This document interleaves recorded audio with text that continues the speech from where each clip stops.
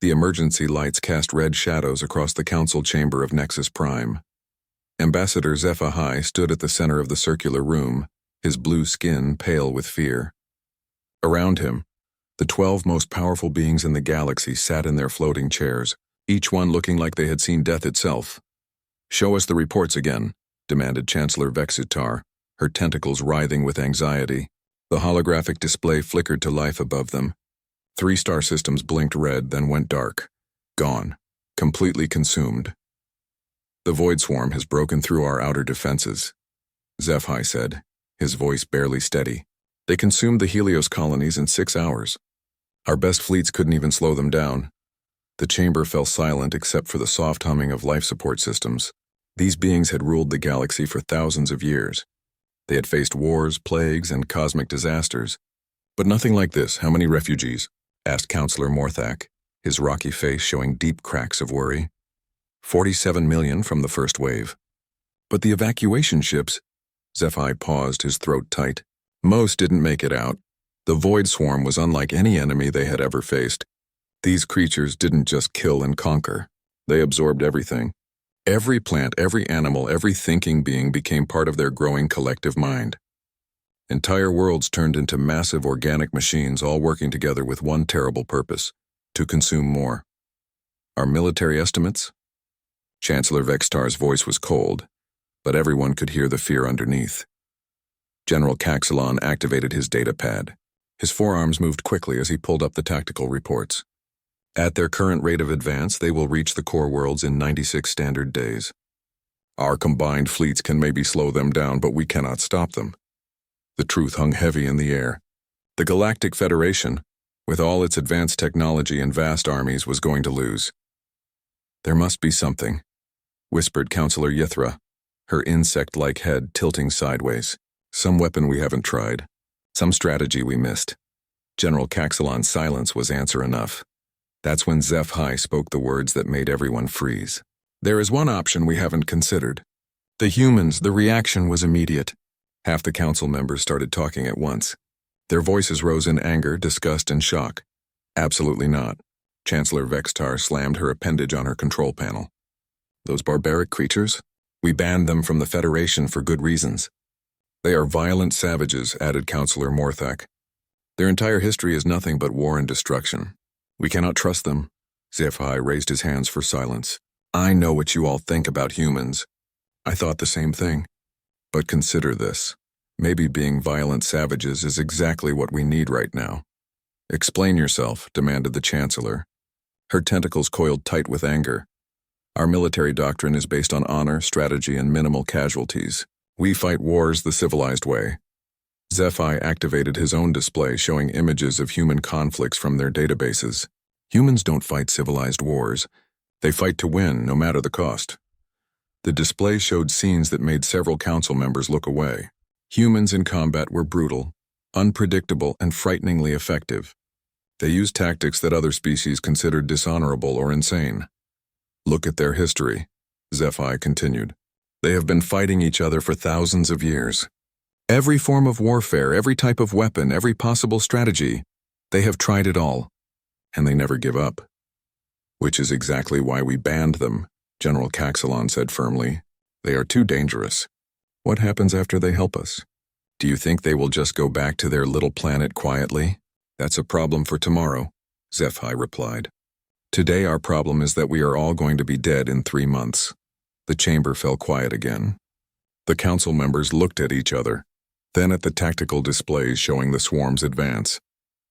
Red markers moved closer to the core worlds with each update. Counselor Yithra spoke first. "What exactly are you proposing?" "We send a formal request for military assistance. Not asking them to join the Federation, just asking for help in this one crisis."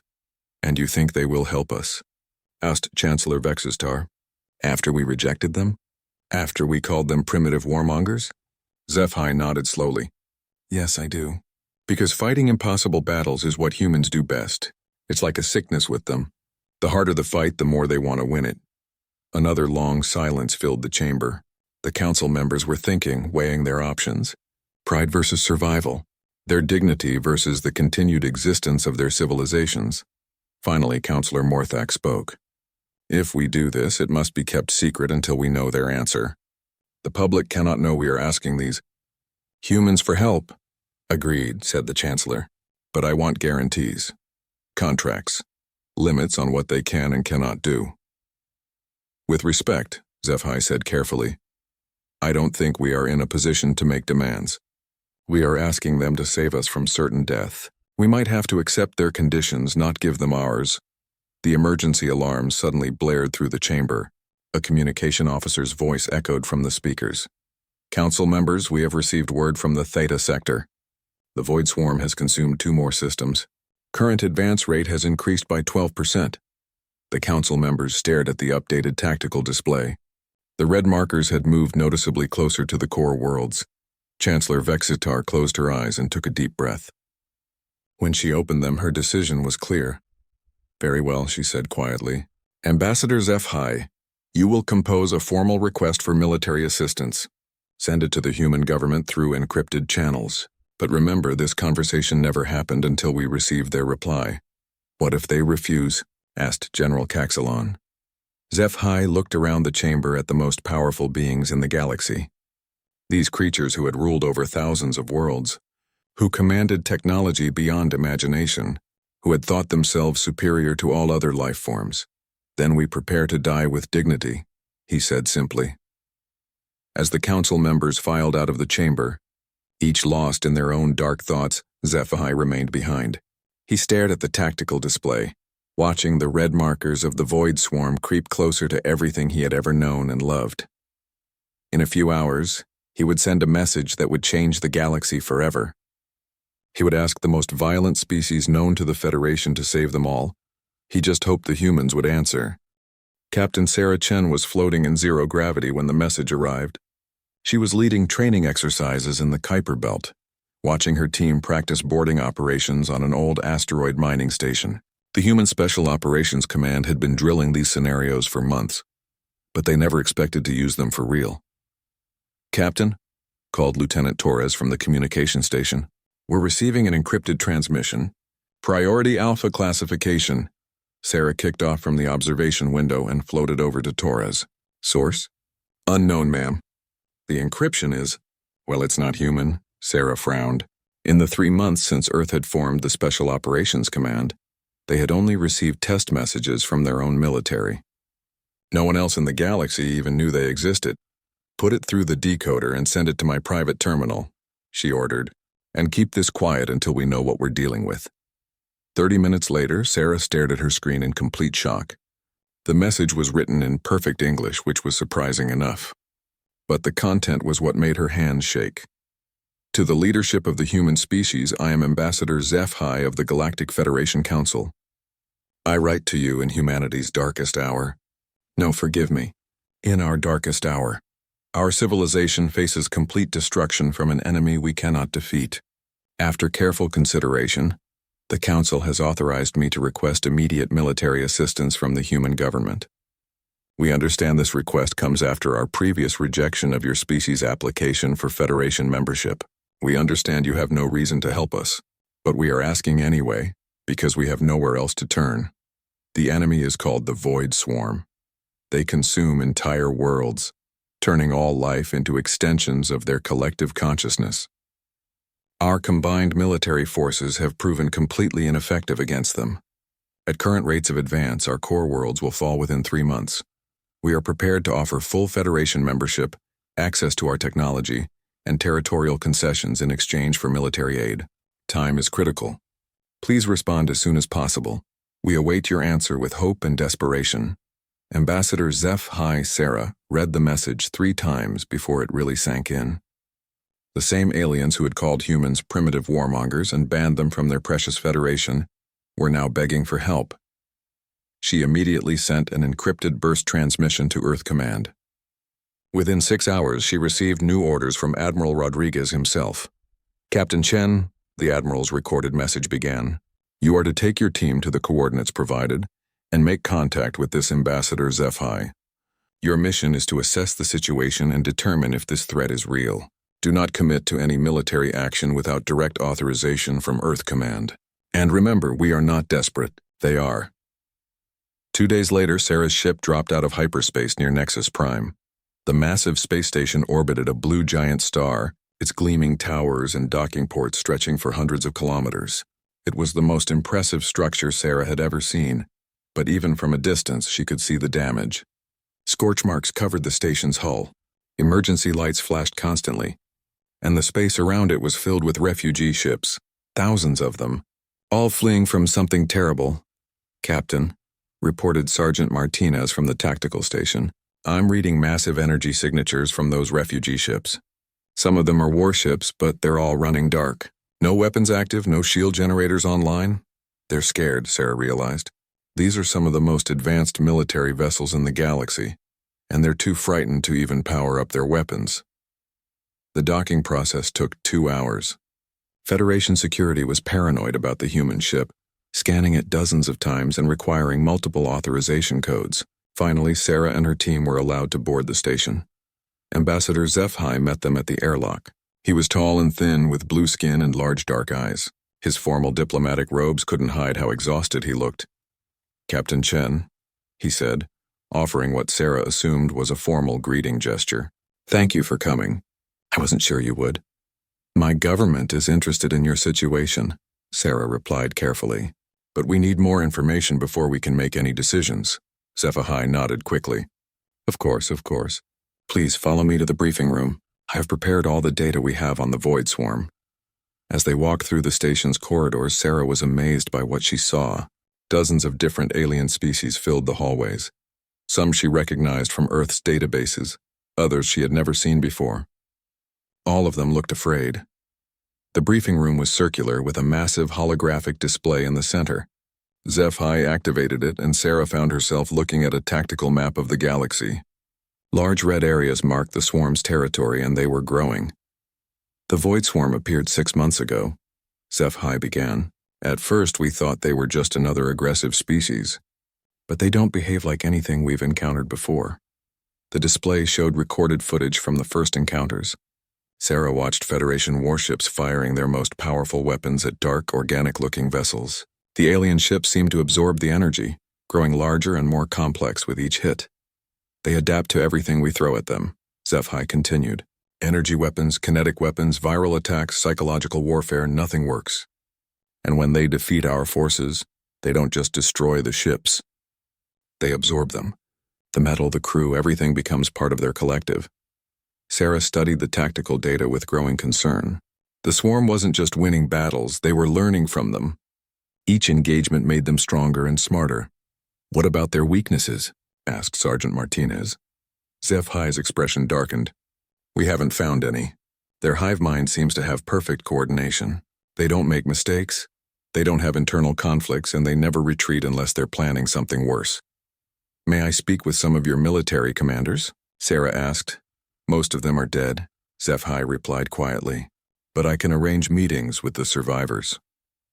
For the next 8 hours, Sarah and her team interviewed Federation officers, analyzed tactical reports, and studied footage of swarm attacks. The picture that emerged was terrifying. This wasn't just a powerful enemy. This was an extinction-level threat to all intelligent life in the galaxy. But as Sarah watched the footage, she began to notice something. The Federation military fought like they were trying to minimize casualties and preserve resources. Their tactics were efficient, logical, and predictable. "Sergeant," she said quietly to Martinez, "look at these battle recordings. What do you see?" Martinez studied the displays for several minutes. "They're fighting like they expect the enemy to follow rules, Captain. Like they think this is some kind of gentleman's war." "Exactly. They're fighting the way civilized people fight. Clean, honorable, by the book. And the swarm?" Sarah pointed to the organic ships on the display. "The swarm is fighting to win. They don't care about honor or rules or minimizing casualties. They just want everything dead." That evening, as Sarah's team prepared their report for Earth Command, HFY approached her privately. "Captain, I must ask, will your people help us?" Sarah looked at the alien ambassador. She could see the desperation in his large dark eyes, the way his hands shook slightly when he thought no one was looking. "Ambassador, my people have a saying. The enemy of my enemy is my friend. The Void Swarm isn't just your problem. If they consume the entire galaxy, Earth will be next. So you will help?" Sarah smiled grimly. We'll help.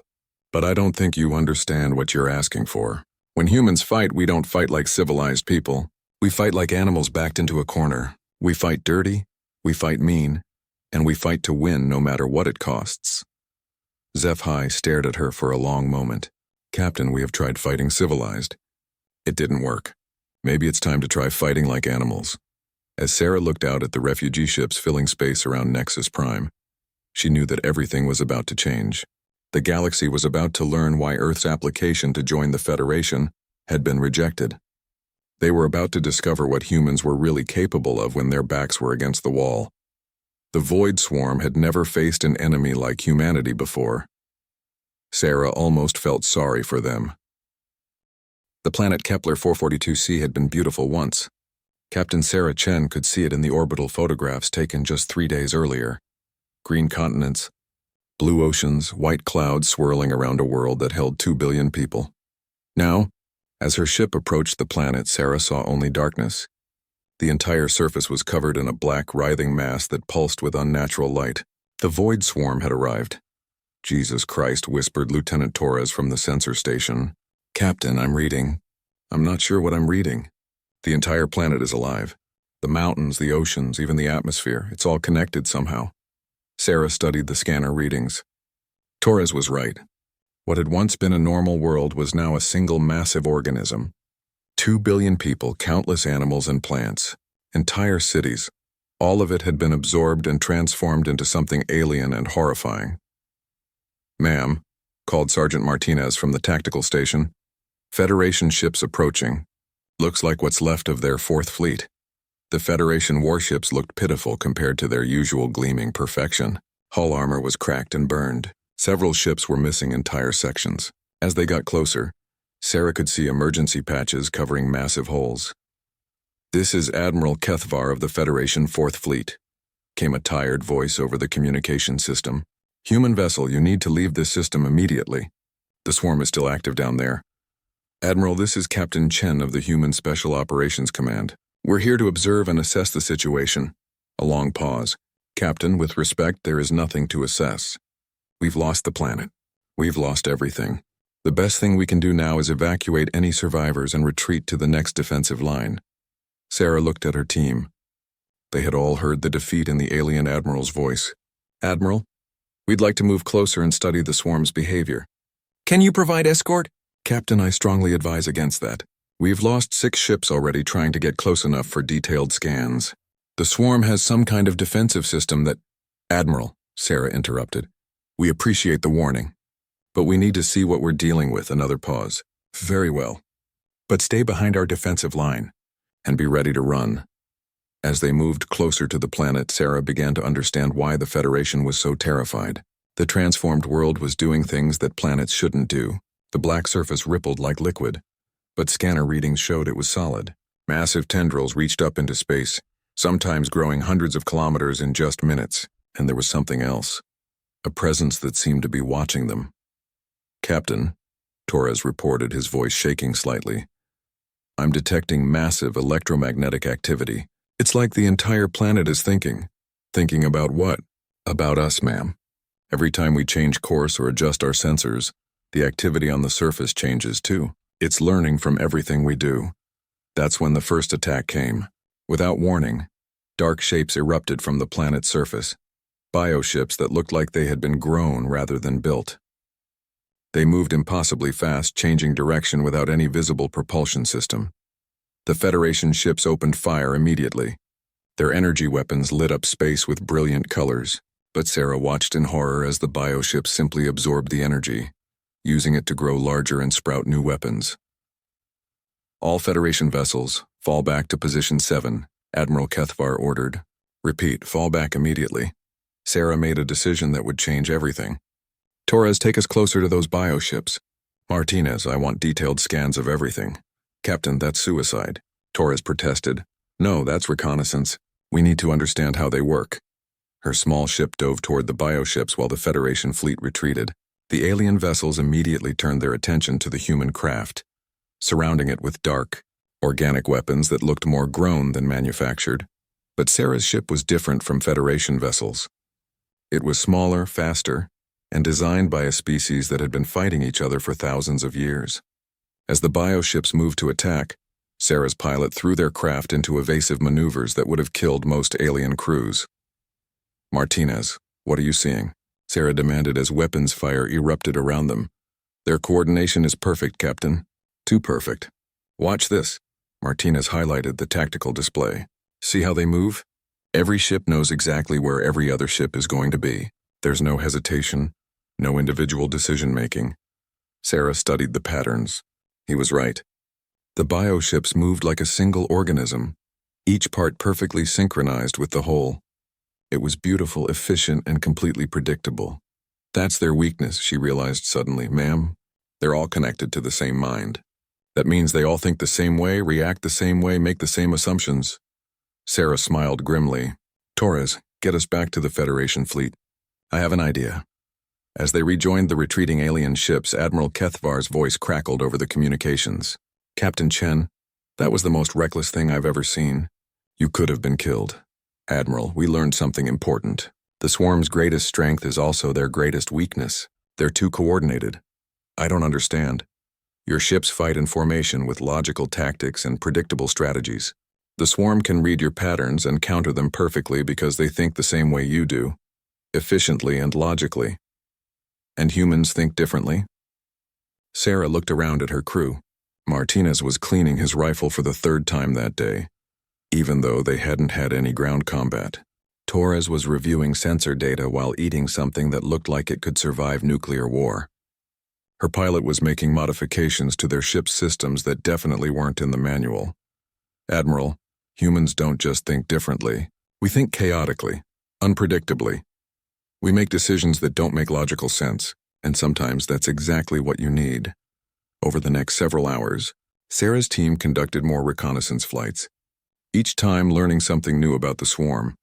They discovered that the bioships had perfect coordination, but limited individual intelligence. They found that the swarm's collective mind was incredibly powerful, but also rigid in its thinking patterns. Most importantly, they learned that the swarm had never faced an enemy that fought without logic or reason. "Captain," Martinez said during their final briefing, "I've been thinking about those bioships. They adapt to everything we throw at them, right? Energy weapons, kinetic weapons, everything. Right. But what if we don't throw weapons at them? What if we throw something they can't adapt to?" Sarah raised an eyebrow. "Like what?" Martinez grinned. "Like pure human-grade chaos." That night, as Sarah prepared her report for Earth Command, she watched the dark planet through her ship's observation window. Somewhere down there, 2 billion people had become part of something alien and terrible. The Federation considered them lost forever, but Sarah wasn't ready to give up. Humans had a talent for winning impossible battles, for finding victory in the darkest situations. They had survived ice ages, plagues, world wars, and their own worst instincts. They had turned a small blue planet into the home of the most stubborn, creative, and dangerously unpredictable species in the galaxy. The Void Swarm thought in perfect harmony, with flawless logic and unbreakable coordination. They were about to meet a species that took pride in being completely, utterly, magnificently insane. As Sarah began writing her report, she smiled for the first time since arriving at Kepler 442c. The Federation had asked for humanity's help because they were desperate. They had no idea they were about to unleash something far more dangerous than the Void Swarm. Human creativity applied to the problem of warfare. The galaxy was about to learn that sometimes, the best way to fight a perfectly logical enemy was to be perfectly illogical, and no species in the universe was better at being illogical than humans. Admiral Rodriguez stood in the command center of Earth's newest space station, watching data streams from across the galaxy. The reports were getting worse every day. The Void Swarm had consumed 12 more star systems in the past week. The Federation's defensive lines were collapsing everywhere. "Admiral," Captain Chen's voice crackled through the secure communication link. "We're ready to begin Protocol Achilles." Rodriguez looked around the command center. His staff was young, eager, and completely insane by galactic standards. They had spent 3 weeks planning an operation that no civilized military would ever attempt. "Captain, are you absolutely certain about this plan? Because once we start, there's no going back." Sir, the Federation has tried everything logical. Energy weapons, kinetic weapons, chemical attacks, viral warfare. Nothing works because the swarm adapts to everything, but they can only adapt to things they understand. And you think they won't understand what we're planning? Sarah's laugh came through the speakers. Admiral, I don't think we understand what we're planning. That's the whole point. Rodriguez took a deep breath.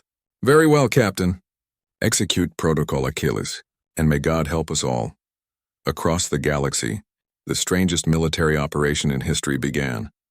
It started on the dead world of Zerion 7, where the Void Swarm had built one of their massive hive clusters. The structure stretched across an entire continent, a writhing mass of organic technology that pulsed with dark energy. Federation scouts reported it was heavily defended by hundreds of bioships. But the human attack didn't come from space. Instead, Sergeant Martinez and his team emerged from underground tunnels they had been digging for 2 weeks. They had used mining equipment borrowed from asteroid operations, working in complete radio silence to avoid detection by the swarm's sensors. Remember, Martinez whispered to his team as they prepared their equipment, we're not here to destroy anything. We're here to confuse everything. What they did next would have been considered insane by any military manual ever written. Instead of attacking the hive cluster with weapons, they began broadcasting music. Not just any music. They played contradictory genres simultaneously. Classical symphony mixed with death metal, mixed with children's lullabies, mixed with industrial noise. They projected holographic displays showing impossible mathematical equations, pictures of Earth's strangest animals, and videos of humans doing things that made no logical sense. The effect on the swarm was immediate and terrifying. The bioships began flying in erratic patterns, unable to process the chaos of information. The hive cluster itself started pulsing irregularly, its perfect rhythm disrupted by inputs it couldn't categorize or adapt to. Halfway across the galaxy, Captain Chen watched the sensor readings from her hidden position near another swarm outpost. It's working, she reported. The hive mind is trying to process the data from Zerion 7, and it's causing system-wide confusion. That's when Phase 2 began. Lieutenant Torres piloted a captured bioship. One of several that the humans had, recovered from previous battles and secretly modified. From the outside, it looked like any other swarm vessel, but inside, human engineers had installed the most dangerous weapon they could think of, a quantum computer program to generate truly random numbers. The bioship approached the main swarm fleet and was accepted without question. The hive mind recognized it as one of their own, but when Torres activated the quantum computer, the ship began broadcasting pure mathematical chaos directly into the swarm's communication network. The results were spectacular. Across multiple star systems, swarm vessels suddenly stopped working in perfect coordination. Some ships began attacking their own allies. Others started flying in circles. A few simply shut down completely, floating dead in space as their controlling intelligence struggled to process inputs that had no logical pattern. Phase 3 is go. Admiral Rodriguez announced from Earth Command. This was the most dangerous part of the plan. While the swarm's hive mind was distracted by chaos, human teams would infiltrate their largest concentration, the consuming mass that had once been the planet Kepler 442. Captain Chen led this mission personally, along with volunteers who knew they probably wouldn't come back. They used Federation stealth technology combined with human insanity. Their ship was disguised as a piece of space debris, tumbling end over end in a pattern that looked like natural orbital decay. But hidden inside the debris was the most psychologically disturbing cargo humanity could assemble. They had recordings of human children laughing and crying at the same time. They had videos of Earth's most confusing optical illusions. They had mathematical proofs that contradicted each other. They had philosophy papers that argued both sides of impossible questions. Most importantly, they had something no other species in the galaxy possessed, the complete works of human comedy. When their ship crash-landed on the surface of the transformed planet, Chen and her team began the strangest military operation in galactic history. They set up broadcasting equipment and started playing jokes. Not sophisticated humor that required cultural context. Primitive, basic jokes that depended on wordplay, mistaken identity and logical inconsistencies. Jokes that only worked because they didn't make sense. The effect on the planetary consciousness was devastating. The Void Swarm's collective mind had absorbed the knowledge and experiences of billions of creatures from hundreds of species. It could understand complex emotions, advanced mathematics, and sophisticated strategic thinking. But it had never encountered anything that was deliberately illogical. Human jokes broke something fundamental in the hive mind's processing systems. Why did the chicken cross the road? Chen broadcast across all frequencies. To get to the other side. Across the planet's surface, the organic mass began convulsing. The swarm's consciousness was trying to find the deeper meaning, the strategic purpose, the logical reason behind the statement. But there wasn't one. It was just a joke. Deliberately meaningless, pointlessly absurd. Admiral, Chen reported as organic tendrils writhed around her position.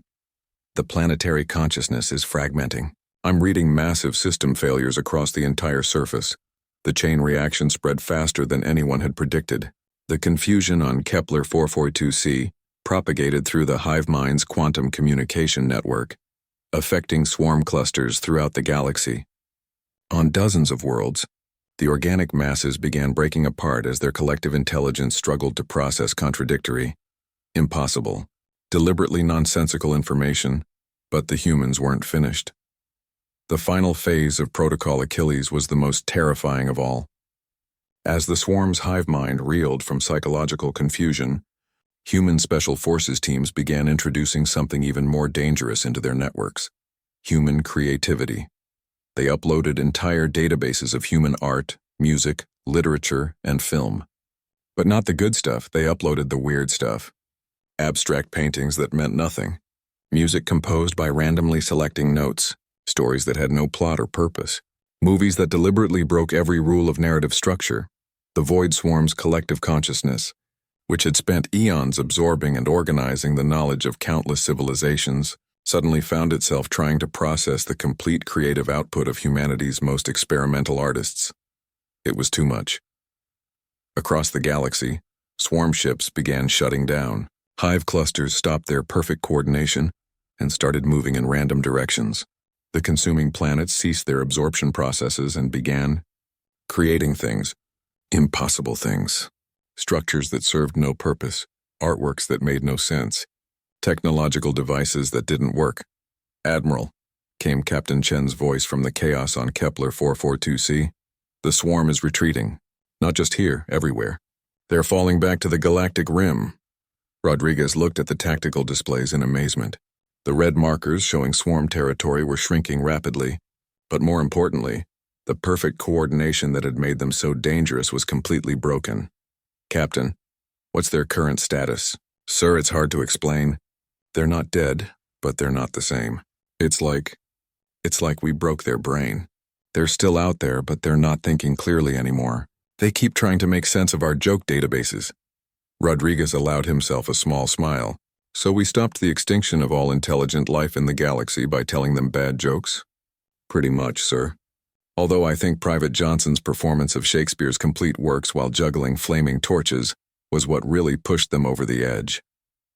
As the reports came in from across the galaxy, one thing became clear.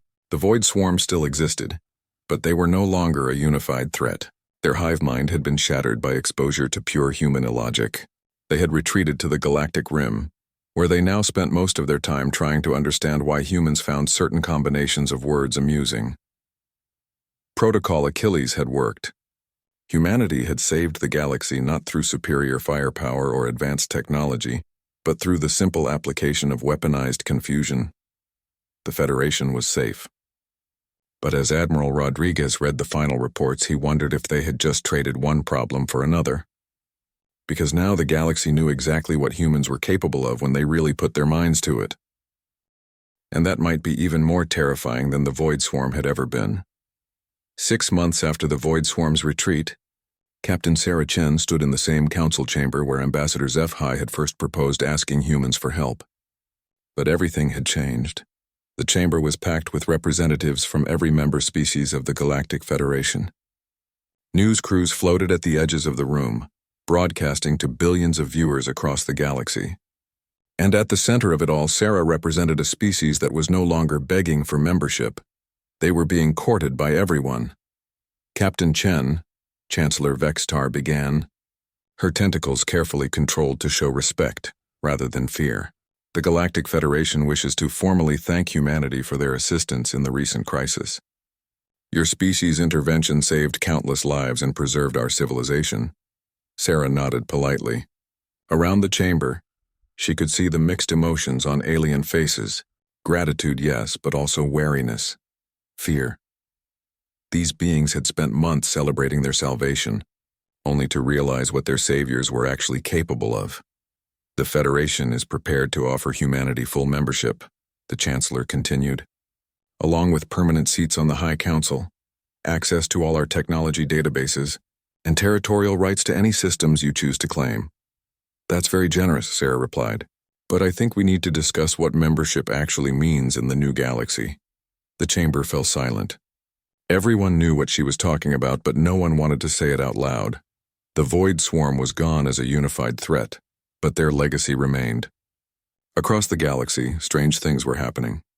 On worlds the swarm had partially consumed, new life forms were appearing, creatures that seemed to be confused mixtures of absorbed species and human creative nonsense. Artists throughout Federation space were producing works that made no logical sense, but somehow felt profound. Scientists were making discoveries by deliberately ignoring rational methodology. The humans had saved the galaxy by introducing chaos into a perfectly ordered system, but chaos once released was impossible to control. Captain, spoke Counselor Morthak, his rocky features showing deep concern, we must address the side effects of your intervention. Reports are coming in from across Federation space. Our people are behaving strangely. Sarah had read those reports. Federation citizens were suddenly interested in human cultural exports. They were watching Earth movies, listening to human music, and most disturbing of all, they were starting to make jokes. Bad jokes. Jokes that served no logical purpose except to make other people laugh. With respect, Counselor, I think what you're seeing is not side effects. I think you're seeing growth? Growth? Chancellor Vextar's tentacles twitched nervously. For thousands of years, your Federation has valued logic, efficiency, and order above everything else. You've created a perfect civilization, no war, no chaos, no unnecessary conflict. But you've also created a civilization that couldn't adapt when faced with something truly alien. Sarah activated a holographic display showing before and after images of Federation worlds. Look at these planets now. Yes, they're messier than they used to be. Yes, your people are acting less predictably, but they're also more creative, more adaptive, more alive than they've been in centuries. Ambassador Zephi, who had remained silent until now, finally spoke. Captain, are you saying that our perfection made us weak? I'm saying that perfection is a dead end, Sarah replied. When everything is logical and ordered, there's no room for growth, no space for new ideas. The Void Swarm was perfect too. Perfectly coordinated, perfectly logical, perfectly predictable. And that's exactly why we could beat them, she paused, looking around the chamber at the hundreds of alien faces watching her. Humans aren't better than you because we're smarter or stronger or more advanced. We're different because we're chaotic. We contradict ourselves, we make mistakes, we do things that don't make sense. And sometimes that's exactly what the universe needs. Counselor Yithra leaned forward, her insect-like head tilting in what Sarah had learned was a gesture of deep thought. But Captain, if we accept this chaos, how do we maintain order? How do we prevent our civilization from collapsing into anarchy? Sarah smiled. It was the same question every human government had been asking for thousands of years. You don't prevent it, Counselor. You manage it. You create systems that can handle chaos without being destroyed by it. You learn to see disorder not as a threat, but as an opportunity. And if we refuse, asked General Caxelon, if we decide that the price of survival is too high? The chamber fell silent again. Everyone knew this was the real question. The Federation could reject humanity's approach, try to return to their old ways, but they all knew the universe had changed. The next crisis might not be something they could handle with logic and order. That's your choice, Sarah said simply. But understand this, the galaxy is a dangerous place. The Void Swarm won't be the last threat you face. And when the next impossible enemy appears, when your perfect tactics and logical strategies fail again, humanity will still be here, still chaotic, still unpredictable, still ready to do whatever it takes to survive. She paused, letting that sink in. The question isn't whether you want us in your Federation. The question is whether you want us as allies or as strangers. Chancellor Vextar exchanged glances with the other council members. Sarah could see the debate in their eyes. Safety versus independence, growth versus stability, chaos versus order. Finally, the Chancellor spoke. Captain Chen, what would humanity want from Federation membership? The same thing we've always wanted, Sarah replied. The chance to explore, to learn, to grow. The right to be ourselves without having to apologize for what we are. And in return, we'll do what we do best. When the impossible happens, when logic fails and order breaks down, we'll be there. We'll find a way to survive, and we'll help our allies survive too. The vote took 3 hours. In the end, it wasn't even close. The Federation voted unanimously to offer humanity full membership, but with conditions that had never been attached to any other species' admission. Humans would have the right to maintain their own military structure. They would be exempt from certain Federation regulations about civilized behavior. Most importantly, they would serve as the Federation's official crisis response force, the people you called when normal solutions weren't enough. As the ceremony concluded and the various species representatives began filing out, Ambassador HFY approached Sarah privately. Captain, may I ask you something? Of course. 6 months ago, when we first contacted your species, were you surprised that we asked for help? Sarah considered the question carefully. No, Ambassador. We weren't surprised. We were wondering what took you so long. What do you mean? Humans have been watching the galaxy for decades. We knew about the Void Swarm before you did. We just didn't know what they were called. We've been preparing for something like this since we first reached space. HFY stared at her. You mean you were expecting this crisis? Not specifically this crisis, Sarah clarified, but some crisis. Humans have learned that the universe is fundamentally hostile to life. Something is always trying to kill you: disease, war, natural disasters, cosmic events, alien invasions. The key to survival isn't avoiding these threats. It's being ready for them. And you think more threats are coming? Sarah looked out through the chamber's observation windows at the stars beyond. Somewhere out there in the darkness, new dangers were probably already emerging. The galaxy was vast, ancient, and full of things that hadn't been discovered yet. Ambassador, I guarantee more threats are coming. The universe doesn't stay safe just because you want it to. But that's okay, because now you have allies who specialize in fighting impossible battles. As Sarah prepared to return to Earth, she carried with her the formal documents of humanity's admission to the Galactic Federation. But more importantly, she carried the knowledge that everything had changed. The galaxy was no longer a place where logic and order ruled supreme. Chaos had been introduced to the system, and it was spreading. Artists were creating impossible works. Scientists were making illogical discoveries. Politicians were telling jokes during serious debates. The Federation would never be the same. And that was exactly what it needed. Because in a universe full of impossible threats, sometimes the only solution was to be impossible yourself. Humanity had found its place among the stars not as conquerors or supplicants, but as the species you called when reality itself needed to be broken and rebuilt. And as Sarah's ship jumped to hyperspace, heading home to a small blue planet that had just become the most important world in the galaxy, she smiled at the thought of what challenges tomorrow might bring. After all, humans had always been good at making the impossible possible. Now they had an entire galaxy to practice on.